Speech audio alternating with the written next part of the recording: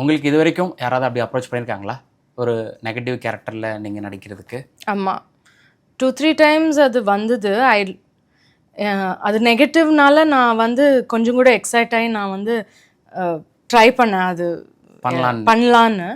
ஆனால் something didn't work out. I don't remember what அது, but something அது அவ்வளோ நல்லா இருக்குல்ல. ஸோ ஏதோ ஒர்க் அவுட் ஆகலை. ஆனால் if it comes I will be very happy to do it. Super. I think அது சூட் ஆகும் எனக்கு. எப்படி சொல்கிறீங்க? I think I can do it. இல்லை, உங்களோட முடியும் அப்படின்றது வந்து புரிஞ்சுக்க முடியுது.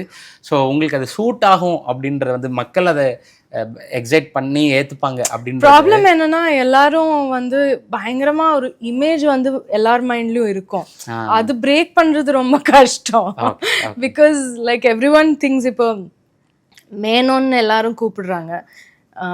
ஸோ மலையாளி கேரளான்னு தான் அது மைண்ட் செட் தான். அது நான் எவ்வளோ தமிழ் பேசினாலும் அதுக்கப்புறம் ஓ தமிழ் பேசுவீங்களான்னு கேட்பாங்க. இல்லைன்னா தமிழ் நான் எவ்வளோ பேசினாலும் கேட்பாங்க. ஸோ அது வந்து மைண்ட் செட் பண்ணி வச்சுட்டா அதுக்கப்புறம் அது பிரேக் ஆகாது.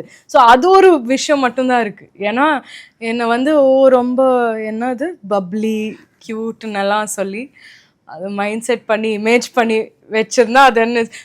பட் ஒரு ஆக்டராக அது வந்து எனக்கு ரொம்ப இன்ட்ரெஸ்டிங்காக இருக்கும். I think it will work.